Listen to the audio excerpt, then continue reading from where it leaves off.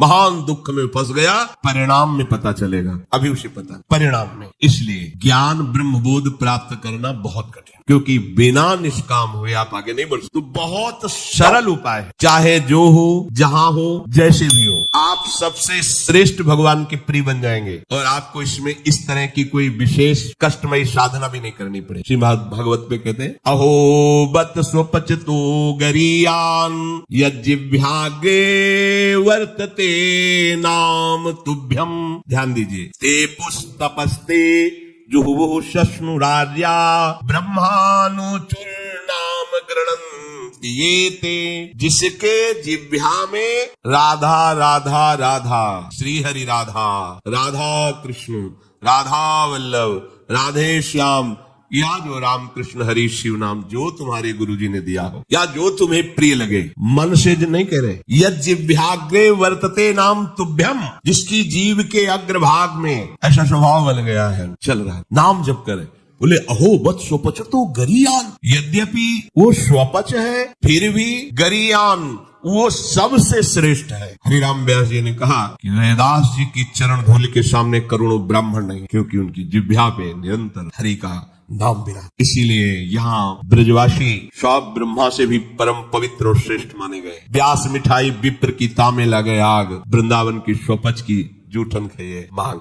हे बड़े मस्त है ब्रजवासी। प्रातः काल एक बार मंगला करके श्री जी की जा रहे थे, तो एक माई ठेलिया में कूड़ा करकट मस्ती बिहारी जी के पद गाय, जपे जा राधा राधा नाम, बसे जा श्री वृंदावन धाम, मिलेंगे कुंज बिहारी ओढ़ के कांवर। ठेलिया कूड़ा के लिए रोका और कुछ बेट चरणों में प्रणाम। ये है हमारे वृंदावन है, जिनकी जिह्वा में बिहारी बिहारीन जी का जस बसा हुआ है। परम पावन श्रीधाम वृंदावन की परिचर्या मिले तो व्यास मिठाई विप्र की तामे लगे आग, वृंदावन के स्वपच की जूठन खाइए मांग, क्योंकि ये हरि प्रेम प्रदान। किसी की सामर्थ्य नहीं कि संतों के माथे पे हाथ रख। एक ब्रजवासी का छोरा छोटा सा हो, उसके पैर चल, कोई भी हो ऐसे लबा के हाथ, जा बाबा, और उसको जब प्रणाम किया ना भैया, लाडली जी कृपा हृदय निहाल हो गए। ये आशीर्वाद कौन दे सकते? देखो बरसाने की गोसाई पे चरण छुओ, सीधे लाडली जी से हाथ करके बात करते हैं। लाडली जी, आपको विश्वास नहीं, अगर विश्वास कर लो तो लाडली जी उनके कर कमल से सेवित है, वो जो कह रहे हैं वही लाडली जी करेंगी।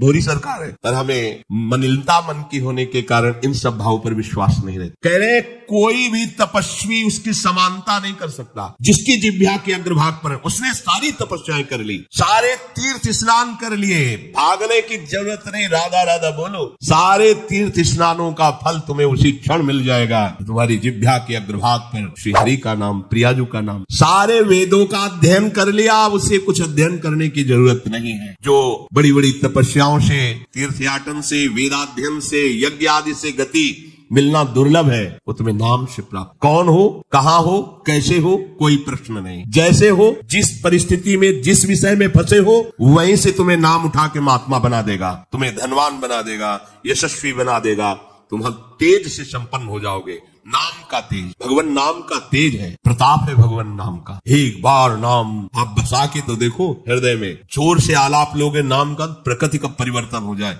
अरे स्वामी का नाम है, सुमीर पवन सुत पावन नामू अपने बस करी राखे, जपहि नाम जन आरत भारी, मिटहि कुसंकट होय सुखारी। इदम ही पुंसस् तपसः श्रुतस्य वा सृष्टस्य सूक्तस्य च बुद्धि दत्तयोः अविच्युतोऽर्थः कविभिर् निरूपितो यदुत्तम श्लोक गुणानुवर्णनम। बड़े बड़े वेदनिष्ठ ब्रह्म ऋषियों ने निश्चय किया है कि भगवान के नाम का निरंतर जप, गुण कीर्तन, इससे बड़ा कोई तप नहीं, कोई वेदाध्ययन नहीं, कोई यज्ञ नहीं, कोई ज्ञान या कोई दान इससे बढ़कर के नहीं है। बस प्रभु के नाम में तुम्हारी प्रीति हो जाए। कलिम सभाजयन्त्यार्या गुणज्ञाः सारभागिनः यत्र संकीर्तने नैव सर्वः स्वार्थो भी लप्यते न हृतः परमो लाभो देहिनाम भ्राम्यतामिहि यतो विंदेत परमाम शांतिम नश्यति संस्कृति। ये कलिकाल किसी को बख्शेगा नहीं, अगर नाम जप नहीं तो बुद्धि को भ्रष्ट कर देगा। इसका प्रभाव है कपट, चतुरता, बेईमानी और पापाचरण में रति, इसका प्रभाव है। कली इन दोषों से संपन्न है, और एक इसका महान गुण है, जिसकी जिह्वा पे प्रभु का नाम होगा, इसके कोई भी दोष उसका स्पर्श नहीं कर सकते। और कल स्वयं भयभीत हो जाता है। जिसकी जिह्वा पे नाम है, इसकी एक बड़ी प्रशंसा है। 10,000 वर्ष तपस्या करने पर जो फल मिलता है 24 घंटे निरंतर नाम जप करने से मिल जाएगा। कलयुग की ये विशेष महिमा है। हम लोगों को भगवत प्राप्ति बड़ी सहज है। दाहिने पैर के अंगूठे के बल हाथ उठा के ऊपर, बोले कितने वो 10,000, 10 सेकंड नहीं खड़े हो सकते। नहीं, दाहिने पैर के अंगूठे के बल हाथ उठा के 10 सेकंड नहीं खड़े हो सकते। और वो अवश्य भगवान की प्राप्ति की बात नहीं कही गई है। वो अलग अलग कामनाओं की अलग अलग 24 घंटे नाम कीर्तन करने से वो फल प्राप्त हो जो उनको 10,000 वर्ष ऐसे करने से। कलयुग का बड़ा प्रताप। जो तुम स्वार्थ की पूर्ति चाहते हो या परमार्थ की पूर्ति चाहते हो या तुम रोग का नाश चाहते हो, तो एकमात्र उपाय है भगवान के नाम का निरंतर। निरंतर शब्द में बड़ी कठिनता है। महात्मा जन इसी का प्रयास करते। अव्यावृत भजना ये सिद्ध अवस्था है। निरंतर भजन आपसे निरंतर ना हो तो थोड़ी थोड़ी देर में स्मरण करने का अभ्यास बना लीजिए। एक बार सत्संग में अगर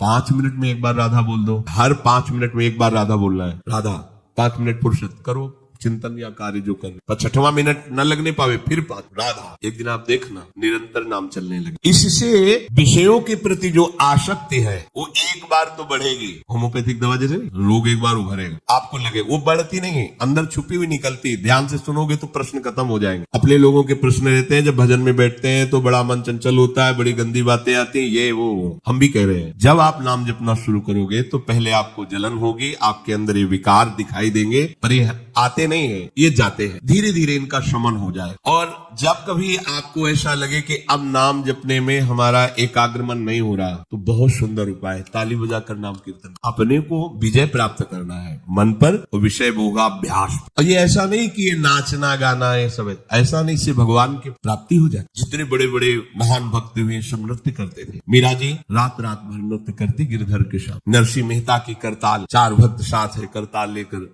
नाच गोविंद रीझ जाते। जहां कहीं 4 भक्त मिलकर कीर्तन करते होते हैं, नृत्य करते होते हैं, उन्हीं के बीच में गोविंद भी नाचते होते। हमारी अभी दृष्टि मायाकृति इसलिए हम देख नहीं पा रहे हैं। प्रहलादस तालधारी तरल गतितया चोद्धवा कांस्यधारी वीणाधारी सुरसिंह स्वर कुशलतया राग करता अर्जुनो भूत इंद्रो वादीन मृदंगम जय जय सुकराहा कीर्तने ते कुमारा यत्रागे भाववक्ता सरस रचनया व्यास पुत्रो बभूव। एक बार इन बड़े भक्तों का मिलन हुआ। श्री प्रहलाद जी, उद्धव जी, नारद जी, सनक सनंदन जी, सुखदेव जी आदि। अब इतने बड़े महापुरुष एकत्रित हुए तो बोले भगवान को बुलाया जाए प्रगट में। बोले एक ही उपाय है, मद भक्ता यत्र गायंती तत्तिष्ठाम नारदा। नारद जी ने कहा भगवान वहीं आ जाते। तो श्री प्रहलाद जी ने ताल देना पड़ा।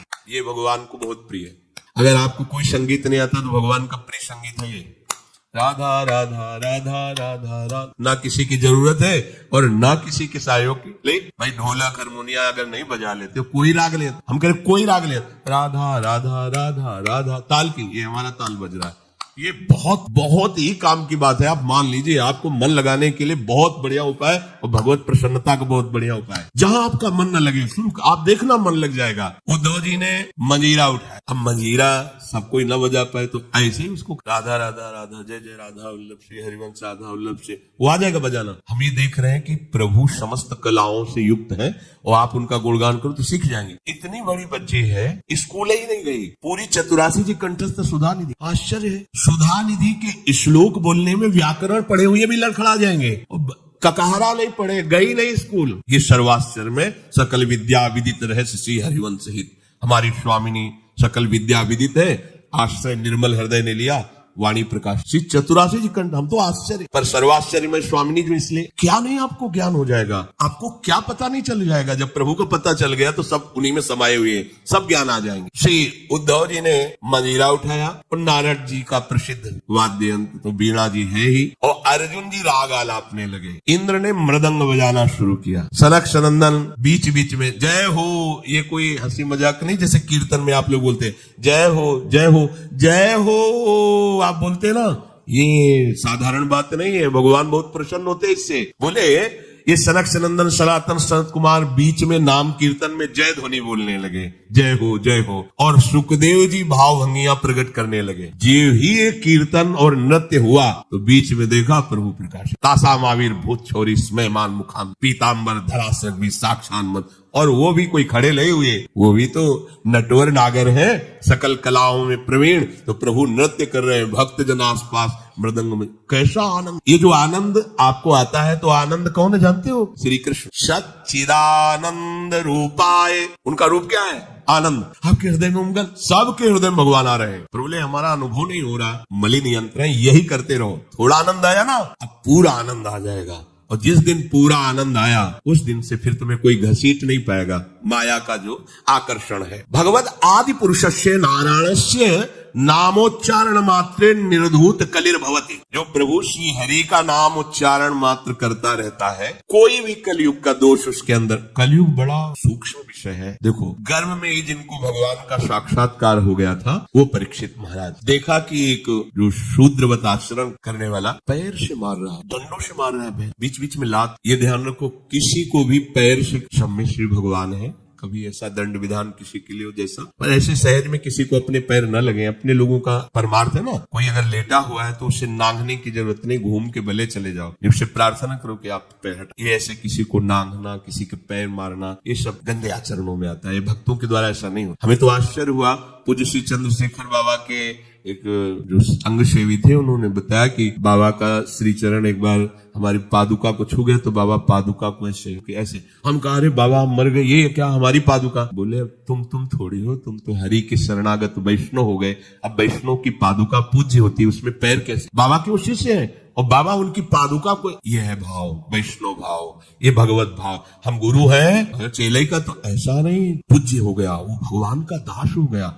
हम तो पोस्टमैन हैं, हमें जो मिला वो इधर दे दिया, लेकिन वो वही है, उसको उसी भाव से देखे कि भगवान का निज जन, भगवान का भक्त है। लात से मार रहा था, डंडों से मार रहा था, रुक जा, हमारे राज्य में कोई हमारे ऐसे धर्मयुक्त पशुओं को दंड दे और मेरा भय न हो, ऐसा कौन पैदा हो गया? नजदीक गए तो जब देखा कलयुग ने कि ये तो प्रचंड काल रूप है, भगवत भक्ति से संपन्न था, तुरंत उसने पाग उतारी चरणों, महाराज रक्षा कीजिए, और मुझे भगवान ने ही सेवा दी, अब मेरा समय आ गया, अब मैं राज्य करूंगा तेरा कलयुग। जी हाँ, देखो उसका परिचय कहां से हुआ?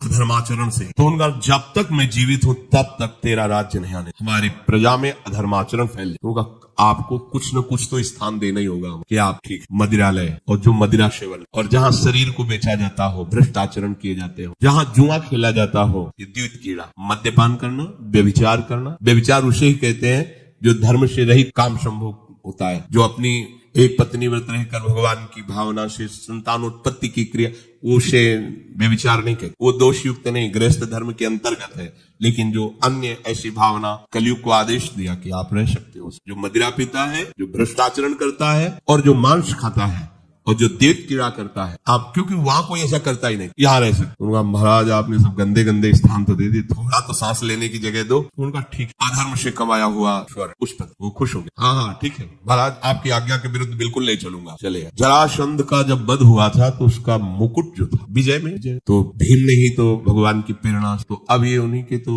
वंश में है ना। धरते ही शिकार की वृत्ति जागृत हुई, जंगल में गए, शिकार तो मिला नहीं, प्यास से व्याकुल हो गए। एक महात्मा समाधि में बैठे हुए थे, उनके आश्रम में प्रवेश किया। महात्माओं के आश्रम में प्रवेश करने की मर्यादा होती, पाग, अस्त्र शस्त्र, अपना पद का भाव ये बाहरी रख, क्योंकि यहाँ सर्व लोक महेश्वर भगवान के चिंतन में लगे हुए हैं, और विश्वास रखे कभी अमंगल नहीं हो सकता। तुम्हारे अंग रक्षक तुम्हारी रक्षा नहीं कर सकते जैसा भगवान नाम रक्षा करता है। तो भगवान नाम का वहाँ सुरक्षा कवच होता है जहाँ भगवत प्रेमी महात्मा होते हैं। इसलिए बहुत जगह शास्त्रों में पाया गया है, जैसे कर्ण ऋषि के आश्रम में दुष्यंत जी तो अंगरक्षकों को बाहर ही छोड़कर अपना राजमुकुट और चरण पादुका उतार करके बड़ी दैन्यता से, ऐसे कई जगह महात्माओं को, पर आज ही भूल गए। ऐसे आश्रम में प्रवेश किए, घोड़े से उतरे, कोई है, प्यास लगी है, तो ये मर्यादा है कि यदि राजा पधारे तो खड़े होकर उसका स्वागत, क्योंकि हम राजा के राज्य में रहकर भजन करते हैं। वो राजा हमारे भगवान का स्वरूप है, उसका खड़े होकर स्वागत और अर्घ आदि दिया जाए, ऐसा पूर्व ऋषियों ने किया है। अब वो समाधिस्थ शमीक ऋषि, उनका नजदीक गए, बड़े बड़े महात्माओं के दर्शन किए होंगे, तो क्या जानते नहीं कि समाधि अवस्था में है। समाधि अवस्था केवल शरीर दिखाई दे रहा है, बाहर से आप उसे मृत जैसा भी कह, अमृत स्थिति है, प्राण वायु ही संचलन नहीं हो रहा है, होदा वृत्ति अंदर से, बाहर से सब क्रियाएं रुकी हुई, समाधि की अलग अलग स्थितियां होती। तो आज इनको देखो कलयुग का प्रभाव, उनको ढोंग नजर आ रहा है राजा आया इसे क्या बात करना है, बस ये बात सोच करके तुम आंख मूंद के बैठ गए और बाहर निकले, देखा एक मरा हुआ सर्प पड़ा हुआ था, उसे उठाया उनके गले में। ये कलयुग का दोष, एक महात्मा पर पाखंड का आरोप। जब कलयुग चढ़ जाएगा तो तुम्हें सब ऐसे नजर आएगा, सब पाखंड, सब भ्रष्ट है, अरे सब नाटक, कलयुग का स्वभाव। और उनका अपमान करने की चेष्टा, ये अपमान है। अच्छा, उनको पता भी नहीं है कि कोई आया है, कोई ऐसी चेष्टा। चले गए। कुछ ब्रह्म ऋषि बालक कोई सेवा कार्य से आश्रम में प्रवेश किए तो देखा समीक ऋषि के गले में मरा हुआ सर्प। यहाँ बाहर वनवासियों से पूछा कौन आया था, बोले चक्रवर्ती सम्राट महाराज परीक्षित। दूसरा कोई नहीं गया, नहीं तो ऐसा अमंगल कार्य, इतना उनका अभद्र व्यवहार। एक ब्रह्म ऋषि से, छोटे छोटे बालक ही ऋषियों के थे, गए और श्रृंगी ऋषि तर्पण कर रहे थे सूर्य भगवान का, तो जाके कहा कि आपके पिता के गले में मरा हुआ सर्प महाराज चक्रवर्ती सम्राट परीक्षित ने डाल दिया है। ऐसा धर्म का शासन करने वाला राजा अब इतना अधार्मिक हो गया कि संत महात्माओं की स्थिति को भी नहीं जानता और अपमान कर दिया। ये समझते हैं कि इनको कोई दंड नहीं दे सकता, तो ये भूल करते हैं। ये दंडधारी राजाओं से भी बढ़कर प्रचंड दंड देने का अधिकार ब्रह्म ऋषियों के बालकों को भी है। जल उठाया और कहा मैं सत्य को साक्षी करके इस राजा को शाप देता हूँ, 7 दिन के अंतर्गत भयंकर रूप धारण करके तक्षक डसे, उसकी 7वें दिन मृत्यु हो जाए। अब बधाए अपने पिता के गले में लिपट कर रोने लगे, बहुत हिलन डुलन रोने की आवाज, धीरे धीरे प्राणवायु संचलित, आंख खुला और कहा रो क्यों रहे हो? उन्होंने कहा सर्प डाल करके परीक्षित जैसा अपमान, कोई बात है, और हमें चाहिए था कि हम उनका उठकर स्वागत करते, उनको जला भी पिलाते, गलती हमारी। देखो ब्रह्म। तो अन्य ऋषि बालकों ने कहा कि श्रृंगी ने तो शाप दे दिया, तुमने भयंकर ऐसा किस कार्य, उस शाप के योग्य क्या साथ दिया? बोले 7 दिन में तक अक्षर पाएगा डस। अब तो उनकी भी सामर्थ्य नहीं, पिता की भी की मिटा। ब्रह्म ऋषि के वचन ऐसे नहीं होते, तो ना ब्राह्मणत्व रह गया, ना तपस्या रह गई, न भजन रह गया है, ना भाव रह गया है। दिन भर हम झूठ बोलते रहते, तो हम कुछ भी बोले क्या लागू होगा? सत्य का चिंतन करता है, ब्रह्मचर्य से रहता है, सत्य वाणी बोलता है, वो आज भी बोल दे तो वैसे ही हो जाएगा जैसा बोले। एक बालक के वचन को ब्रह्म ऋषि भी नहीं मिटा। अपने शिष्यों को भेजा, जाओ निवेदन करो महाराज परीक्षित को। उधर हो गए, जीव ही मुकुट उतार के, ये क्या हो मेरे द्वारा, ये क्या, हाय हाय मच गया हृदय में। मैं किसी महात्मा के साथ ऐसा व्यवहार कैसे कर सकता हूँ? भगवान मुझे दंड दे, ये है धर्मात्मा का, भगवान मुझे दंड दे, बिल्कुल क्षमा न करे। इतने में ऋषि के शिष्य पहुंच जाते हैं और कहा महाराज आपको एक सूचना है, बड़ी अशुभ सूचना। आपके द्वारा जो कृत्य हुआ उसका दंड विधान श्रृंगी ऋषि ने कर दिया है। आज के 7वें दिन तक सर्प आपको डसेगा, आप अपना उपाय कर लीजिए। कल्याण का, बचने का तो कोई उपाय ही नहीं है। बहुत प्रसन्न हुए जैसे किसी ने उनको महासुख दे दिया। ये है भगवान के आश्रित, कोई भी साप ताप भय नहीं प्रदान कर सकता। प्रसन्न, मैं तो मांग ही रहा था कोई दंड मिले। बहुत अच्छा। जन्मेजय को बुलाया, उसी क्षण रात दिया और गंगा किनारे जा करके बस आमरण अनशन व्रत, एक बूंद पानी भी नहीं पीऊंगा। और कैसे भगवत प्राप्ति हो 7 दिन में चिंता नहीं कर रहे थे। बड़े बड़े संत महात्माओं ने जब साप की बात सुनी, सब आ गए गंगा की। उसमें भगवान व्यासदेव जी, वशिष्ठ जी, बड़े बड़े महापुरुष नामी सब आ गए। सबसे पूछा 7 दिन में निश्चित भगवत प्राप्ति हो जाए, आप सब हमें ऐसा उपाय बताइए। सब आपस में विचार ही कर रहे थे। इतने में देखा आनंद में मगन हुए निर्वस्त्र दिगंबर भगवान सुखदेव, 16 वर्ष की अवस्था है, कृष्ण नाम जिह्वा से निकल रहा है, जीव ही आए सब। कैसे 7 दिन में भगवत प्राप्ति? बोले 7 दिन के पहले ही तुम्हें हम साक्षात्कार श्रीमद् भागवत श्रवण कराया और पूछा बेटा परीक्षित तुम्हें इस समय क्या तक्षक से डर है? उनका नहीं भगवान, आपने मुझे ऐसी स्थिति प्रदान कर दी कि एक तक्षक क्या करोड़ों महाकाल का रूप धारण करके भी आवे, मुझे कोई डर नहीं, क्योंकि मैं ऐसी स्थिति को प्राप्त हो गया हूं, मृत्यु मुझे छू नहीं सकती। उठे और इतने बड़े महापुरुष को भी कलयुग ने ठग लिया था, पर भगवान का आश्रय था ना। तो कह रहे हैं कि कलयुग का बिल्कुल भी प्रभाव उसके ऊपर नहीं पड़ेगा जो नाम जप करता रहेगा। बच्चों, इसलिए हम आपसे बार बार लगभग 2-4 दिन में सत्संग में प्रार्थना करते कि शराब मत पियो, बुद्धि भ्रष्ट कर देगा, कलयुग का स्थान है, ये वो कार्य करा देगा। इसी जीवन में तुम जीने लायक नहीं रहोगे। पराई बहन बेटियों के साथ व्यभिचार की प्रवृत्ति बिल्कुल मन में मत रखो, कलयुग का स्थान तुम्हें नष्ट कर देगा, दुर्गति हो जाएगी। ये जुआ खेलना, मटका और शेयर बाजार आदि के जुआ, ये सब जुआ के अंतर्गत आते हैं। बचिए, घर बैठे इतने लगा देंगे, इतने आ जाएंगे, और जब उतने सब चले जाएंगे तब बेईमानी सुहाएगी, गंदे आचरण सुहाएंगे, चिंता में बैठ जाओगे, कोई भजन साधन नहीं बनेगा। मेहनत करो, धर्म से कमाओ, मांस मत खाइए, कलयुग का निवास स्थान है। मांस खाओगे बुद्धि भ्रष्ट हो जाएगी, कलयुग तुम्हारी बुद्धि भ्रष्ट कर देगा। किसी के धन की चोरी मत कीजिए, संपत्ति का किसी भी तरह से अगर चोरी से लाए तो परिवार को नष्ट करने वाली चेष्टा हो जाएगी। अपने हाथ से अपने परिवार को नष्ट कर दोगे। देख लेना, ऐसी बुद्धि भ्रष्ट होगी कि जो तुम्हारे परिवार को ही तुम्हारे आचरण दुखदायी बन जाएंगे, जिनके सुख के लिए तुमने चोरी की थी। ये कलयुग के स्थान है। अगर कलयुग के प्रभाव से बचना है, निर्धूत कलिर्भवति, बोले भगवद आदि पुरुषस्य नारायणस्य नामोच्चारण मात्रेण। नाम बहुत बढ़िया अंग रक्षक है। कोई भी आपको दोष युक्त नहीं कर पाएगा यदि नाम चल रहा है। तो अगर हमारे दोष जमा है, देखो हम बार बार प्रश्न करते हैं, हमें सुख मिले, हमारी विपत्ति कैसे हटे, हम चाहते हैं कि ये काम बन जाए, वो काम क्यों नहीं बन रहा? क्योंकि तुम्हारे पाप जमा है। खुली बात, पाप ये दान पुण्य से नष्ट नहीं होंगे। दान पुण्य एक क्रिया है, शुभ क्रिया है, पुण्य क्रिया वो अलग जमा होगी। हमको एक ऐसी बात चाहिए जिससे पुण्य भी हो और पीछे के पाप नष्ट हो जाए। तो कह रहे वज्रम पाप महीभृताम भवद्रोदेकस्य सिद्धौषधम। पाप चाहे तुम्हारे पर्वत के समान हो, उनको विनाश करके तुम्हारे पुण्यों को बढ़ा देगा। पुण्यों को बढ़ा देगा पहाड़ जैसे, और पाप को मिटाकर धूल कर देगा। जैसे देवराज इंद्र जिस पर्वत पर प्रहार करे वज्र का, तो धूल बन के रह जाएगा, एक कण भी उसमें नहीं होगा। वज्र की ताकत है। तो बोले वज्रम पाप महीभृताम भवद्रोदेकस्य सिद्धौषधम मिथ्या ज्ञान निशा विशाल तमसिस्तिगमांस बिंबोदय।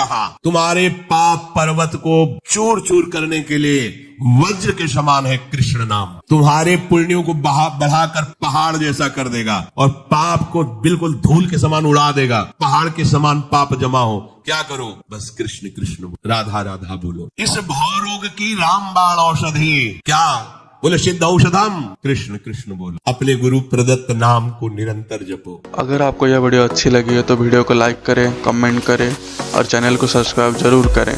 और मैं आपको मिलता हूँ कल एक और नए वीडियो के साथ। राधे राधे।